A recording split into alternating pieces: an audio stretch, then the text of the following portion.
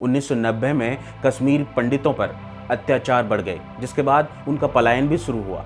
JKLF और हिजबुल मुजाहिदीन के गठजोड़ ने बेहिसाब अत्याचार किए, लेकिन आज उन अत्याचारों का हिसाब हो रहा है। रूबिया सईद के अपहरण की घटना के दौरान देश में सियासी बदलाव का दौर चल रहा था। जब आतंकियों की रिहाई हुई तो लोग सड़कों पर उतर आए और पूरी रात कश्मीर में जश्न मनाया गया। 1984 में देश की सत्ता का ध्यान पंजाब की ओर केंद्रित था, जहां केंद्र की इंदिरा गांधी सरकार खालिस्तानी मूवमेंट को खत्म करने में लगी थी।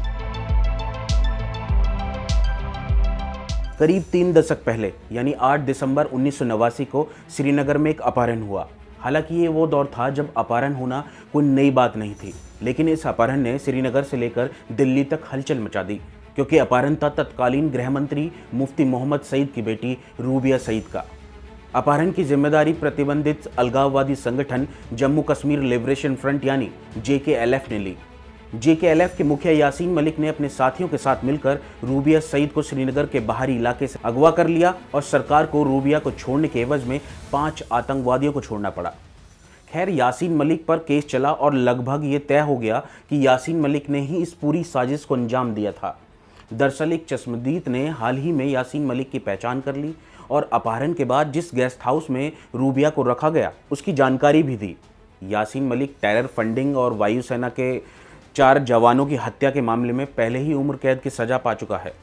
यासीन मलिक का नाम पहले भी कश्मीर में हिंसा की तमाम साजिशों में शामिल रहा।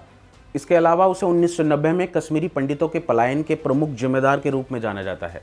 मूल रूप से श्रीनगर का रहने वाला यासीन आतंकी हिंसा के साथ साथ कश्मीरी युवाओं को अलगाववाद के लिए उकसाता रहा है। 1980 में उसने तला पार्टी के नाम से एक अलगाववादी गुट भी तैयार किया।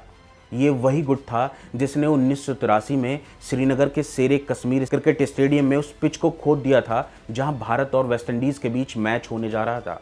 तला पार्टी 1986 में इस्लामिक स्टूडेंट्स लीग बनी और मलिक उसका महासचिव। 1987 में मुस्लिम यूनाइटेड फ्रंट के बैनर तले अलगाववादी विचारधारा के विभिन्न संगठनों ने जमाते इस्लामी का चुनाव लड़ा था। इस चुनाव में मलिक और उसके साथ यूसुफ शाह पोलिंग एजेंट थे। यूसुफ शाह ही आज हिजबुल मुजाहिदीन का सुप्रीम कमांडर सैयद सलाउद्दीन है। ऐसा दावा किया जाता रहा है कि यासीन मलिक कश्मीर के उन आतंकियों में से एक हैं जो सबसे पहले आतंकी ट्रेनिंग लेने पाकिस्तान गया था। श्रीनगर में जब यासीन मलिक इस अपहरण को अंजाम दे रहा था, उस वक्त दिल्ली की सियासत बिल्कुल नई थी।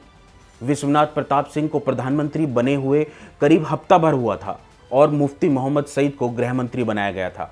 लेकिन एक गृह मंत्री की बेटी को अगवा करने से पूरा सिस्टम हिल गया। दिल्ली से लेकर कश्मीर तक हलचल मची हुई थी। उस वक्त जम्मू कश्मीर में नेशनल कॉन्फ्रेंस की सरकार थी और फारूक अब्दुल्ला मुख्यमंत्री थे।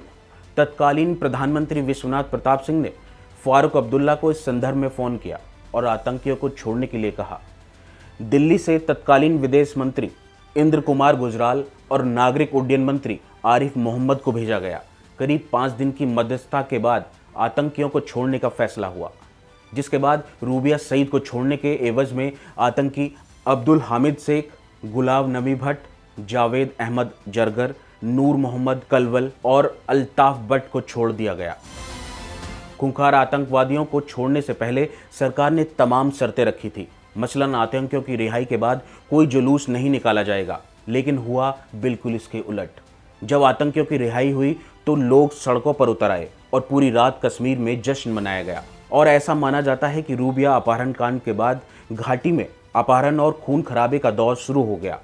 इसके पहले इक्का दुक्का घटनाओं को छोड़ दिया जाए तो कश्मीर काफ़ी शांत माना जाता था। इस घटना के बाद अलगाववादियों ने कश्मीर को अशांत कर दिया, जिसमें पाकिस्तान समर्थित आतंकियों को सीमा पार से भेजे जाने लगा। लेकिन जब यासीन मलिक को एनआईए कोर्ट से सजा मिली, तब पाकिस्तान भी बुरी तरह तिलमिला गया। पाकिस्तान की तमाम सियासी पार्टियों ने इस पर प्रतिक्रिया दी और यासीन मलिक के समर्थन में ट्वीट किए।